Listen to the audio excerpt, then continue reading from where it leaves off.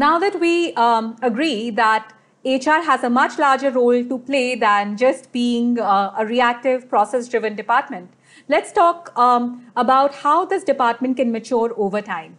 In this video, we will be discussing a very, very famous HR maturity model that was designed by Josh Person and talks about how this department will evolve over time as the organization matures. So let's look at the first and most basic form of HR. Here we are talking about HR as a supplier. That's essentially an HR department which is able to perform the necessary and lay down processes in the most efficient way.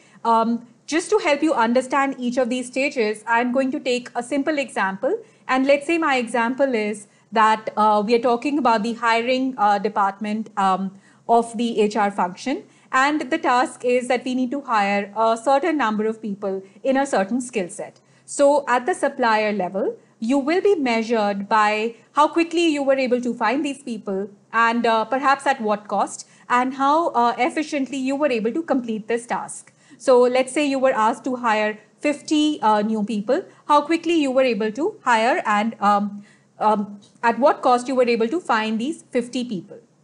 Now, this is the most basic stage of any HR function's really responsibilities. And at this stage, you're not really doing much more than performing the tasks that have been allocated to you and just running these processes in the most efficient way that you can.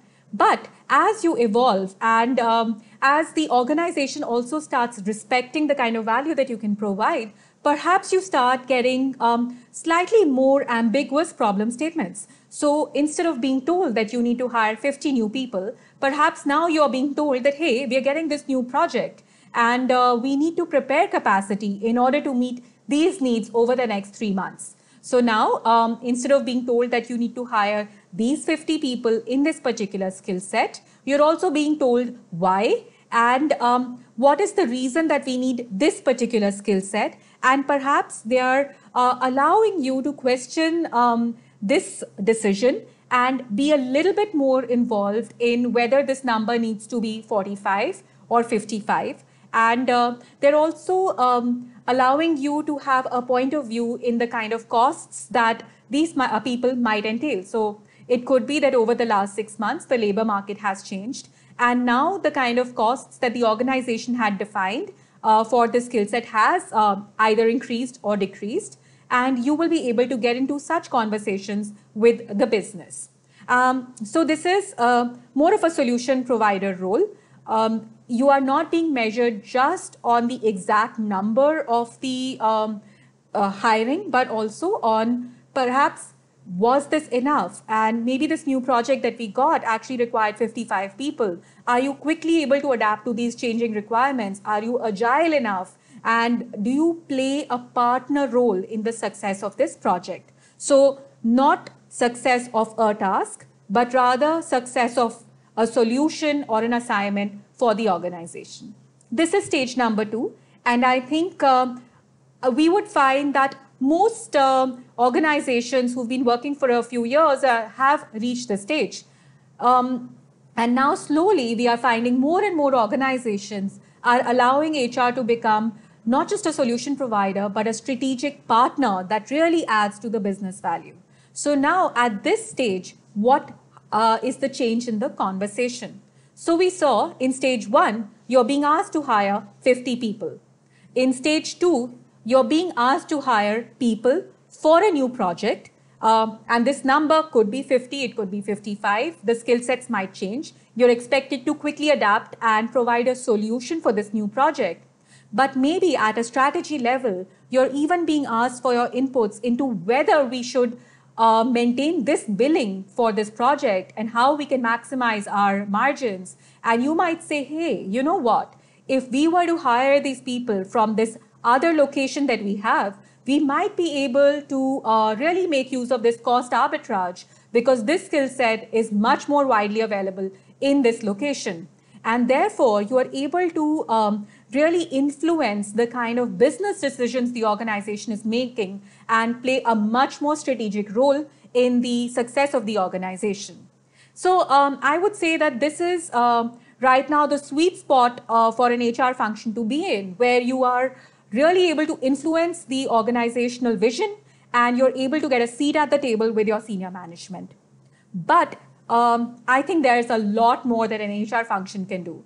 So let's talk about the highest level of the HR maturity, which is the innovative anticipator. And I'll take an example of the buzzword of the hiring world right now, and that is the millennial population. And there is so much conversation these days about how millennials are different from our more traditional workforce, how, what we need to do to make sure that we are able to give them the right kind of work environment to really be productive in and, to retain them and really engage them with the organization. But that is what is today. We have no idea what is going to happen tomorrow. Perhaps your organization wants to expand into this really different field, and you might realize that I need to set up an entire new model of hiring because my most successful people are not going to fit into my current style of hiring. So you might realize that, hey, you know what? If I hired freelancers who just work with us on a part-time basis, and I don't force them to work within my constraints of 9 to 5 and logging in from a particular geography, I will be able to find a lot better talent, which is really able to provide that extra value to my organization and be a differentiating factor. And that is the kind of innovation where if you're able to predict these trends and forecast where your organization is headed, you will be able to not just be a part of these business discussions, but actually initiate them and really disrupt the way the organization thinks about HR, thinks about its workforce, and in this case, think about hiring and meeting certain needs of a project or a future of the company.